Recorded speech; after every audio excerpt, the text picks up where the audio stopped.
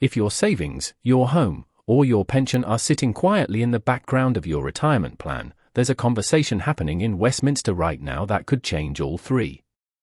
And most people won't hear about it until it's already law. Welcome back to Pension and Benefits Guide, the channel where we cut through the jargon and the politics to tell you exactly what's happening with your money.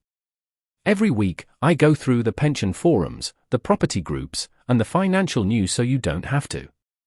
And this week, one story is dominating every retirement conversation I'm seeing: tax reform.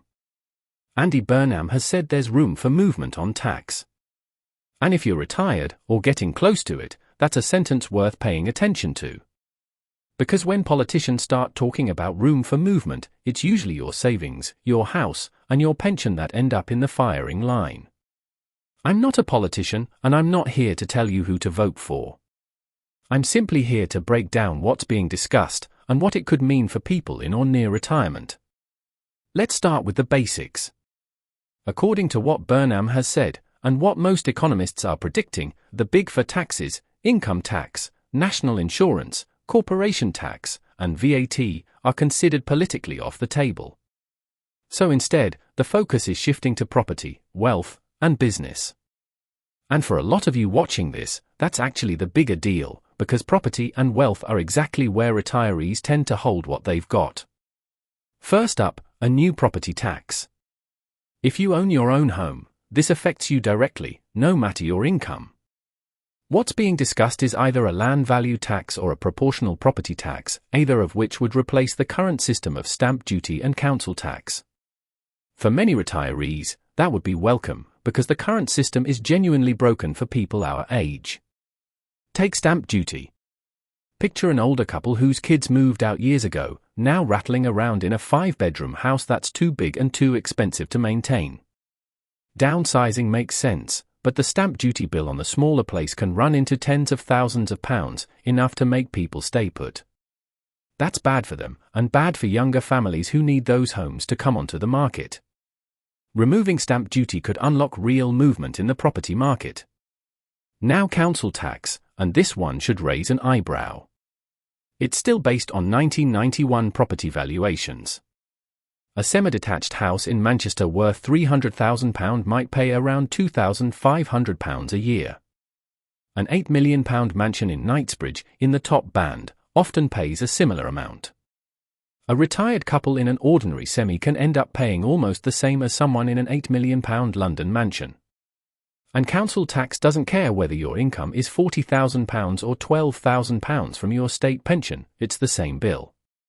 Quick favor before we continue: if you're finding this useful, consider hitting subscribe and dropping a like. It genuinely helps this channel keep going. So what's the alternative? The proportional property tax, backed publicly by Burnham, originally proposed by a campaign group called Fair Share. You'd pay a flat rate of roughly 0.48% of your property's value every year. That £300,000 Manchester semi would pay around £1,440 a year. That £8 million Knightsbridge home would pay around £38,400. For retirees in the North, the Midlands, and other more affordable areas, this could mean paying less than today. But if you're asset-rich in London or the South East, living on a modest pension, this could hit you harder every year, the classic asset-rich, cash-poor problem worth planning for now. Interestingly, economists across the political spectrum tend to support land taxes, because land can't be moved offshore or hidden. Even Milton Friedman, a strong free market economist, once called a tax on land values the least bad tax. The second change to watch: capital gains tax. This matters if you've got investments, a second property, or shares outside an ISA or pension. Right now, most people pay income tax at 20, 40, or 45%, while capital gains tax sits lower, at 18 or 24%. Since income tax is off the table, capital gains becomes the natural next target, since it's mostly paid by wealthier households. But raising the rate isn't simple. It can actually reduce total revenue collected, because investors rush to sell early before a rate rise, pulling gains forward, then revenue drops later. It's already being reported that investors are selling in anticipation of this.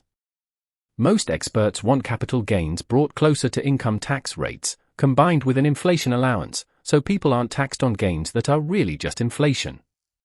This mainly affects landlords, investors, and business owners. If your savings are in an ISA or workplace pension, you're less exposed. The third change, the so-called Amazon tax. This is really a shift in who pays what. Business rates hit physical premises, your local shops, cafes, and pubs, much harder than online retailers who only need a few warehouses. Burnham wants to cut or scrap business rates for small local businesses and shift the burden onto giant online retailers. That could genuinely help high streets survive. But companies like Amazon are likely to pass that cost on through higher prices, so don't be surprised if online orders creep up. So here's where the real impact becomes clear for you. If you own your home outright in a more affordable area, the property tax changes could work in your favor, especially if stamp duty's been holding you back from downsizing. If you're sitting on a valuable property in an expensive area but living on a modest pension, start planning now. If you've got investments or rental property outside your pension and ISA, keep an eye on capital gains tax over the next year. And if you love your local high street, the business rate shift might bring it back to life. None of this is confirmed policy yet, these are proposals and discussions. But the direction of travel is becoming clear, and the worst thing you can do in retirement is get caught off guard by a change you could have planned for months in advance. So tell me, out of these three changes, property tax, capital gains tax, or the business rate shift, which one would affect you the most? Drop your answer in the comments, I read every one.